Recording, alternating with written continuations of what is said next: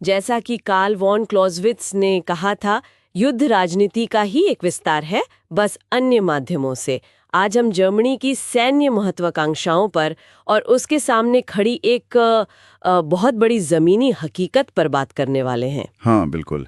एक तरफ तो जर्मनी अपना रक्षा बजट बढ़ा रहा है, नेटो का जो 2% जीडीपी वाला लक्ष्य है उसे पूरा कर रहा है, और आगे 2032 तक तो 5% तक ले जाने का प्लान है। 5%, ताकि वो यूरोप की सबसे मजबूत पारंपरिक सेना बन सके। ये लक्ष्य तो काफी बड़ा है, लेकिन क्या सिर्फ पैसा ही काफी है? आज के हमारे स्रोत कुछ और ही इशारा कर रहे हैं।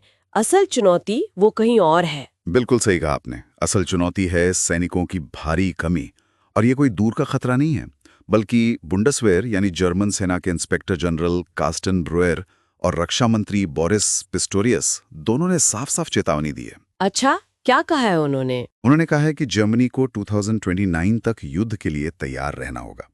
पिस्टोरियस ने तो यहां तक कहा है कि आपातकाल में हमें इस देश की रक्षा के लिए मजबूत युवा महिलाओं और पुरुषों की आवश्यकता है।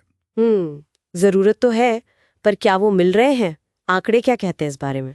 आंकड़े सच कहूं तो काफी चिंताजनक हैं। अभी सेना में करीब 1,81,000 सैनिक हैं। 1,81,000? और ये तो शायद पिछले साल से भी कम है। जी हाँ, 2023 में ये संख्या 1,83,000 के आसपास थी। संख्या बढ़ नहीं रही, घट रही है। और जरूरत कितने की है? लक्ष्य क्या है?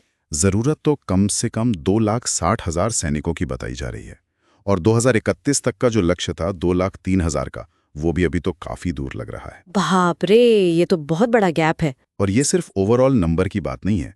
खाली पदों को देखें तो निचले रैंक में करीब 28% पद खाली हैं। 28%? हाँ, और अधिकारियों में भी लगभग 20% पद खाली हैं। मतलब हर लेवल पर कमी है। बिल्कुल। और एक और चिंता की बात है, सेना की औसत उम्र वो भी लगातार बढ़ रही है। 2019 में ये 32.4 साल थी, और अब 2024 में ये 34 साल हो गई है। ओ, तो सेना युवा होने के बजाय थोड़ी उम्र दराज हो रही है।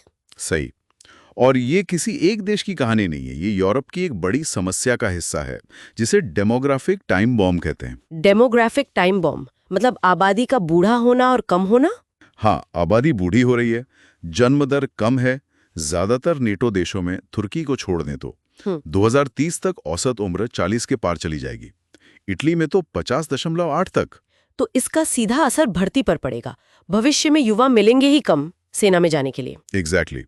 और जो युवा हैं भी, क्या वो सेना में जाना चाहते हैं? खासकर एक ऐसे समाज में जो इतने लंबे समय से शांति में रहा हो। ये भी एक बड़ा सवाल है। यूक्रेन का उदाहरण हमारे सामने है, लेकिन क्या उसका असर यूरोप के युवाओं पर उतना हो रहा है? देखिए, असर तो है, लेकिन शायद उतना नहीं जितना जरूरत है। कई युवा और उनके परिवार भी सेना में जाने से हिचकते हैं। परिवार छोटे हो रहे हैं, अक्सर एक ही बच्चा होता है। हाँ, तो माता पिता भी शायद नहीं चाहते होंगे कि उनका बच्चा सैन्य जोखिम उठाए। बिल्कुल। और फिर सिविलियन सेक्टर में करियर के विकल्प भी तो ज्यादा आकर्षक लगते हैं। तो इस गंभीर कमी को देखते हुए जर्मनी के पास क्या विकल्प है? क्या वो अनिवार्य सैन्य सेवा, जिसे उन्होंने 2011 में खत्म कर दिया था, उसे वापस लाने पर सोच रहे हैं? हाँ, इस पर बहस तेज हो गई है।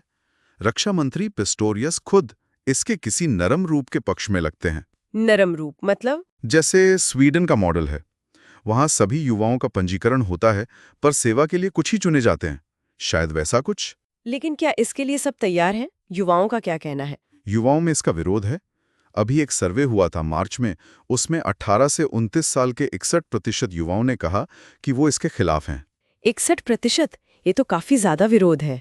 हाँ, और राजनीतिक स्तर पर भी पूरी सहमति नहीं है।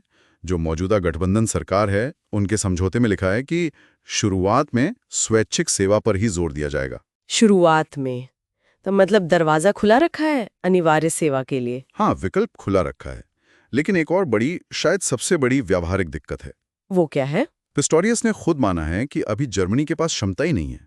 ना पर्याप्त बैरक हैं, ना ट्रेनर हैं, ना ही वो सारा साजो सामान जो इतने बड़े पैमाने पर भर्ती के लिए चाहिए होगा। अच्छा, तो मतलब पहले ये सब इंफ्रास्ट्रक्चर तैयार करना होगा, तब तक तो स्वैच्छिक सेवा ही चलेगी। जी, पहले क्षमता बनानी पड़ेगी, फिर अनिवार्य सेवा के बारे में सोचा जा सकता है। तो ये तो बड़ी अजीब स्थिति है। पैसा है, महत्वाकांक्षाएं हैं, लेकिन उन्हें पूरा करने के लिए लोग नहीं मिल रहे। हाँ, ये वाकई एक जटिल पहेली है।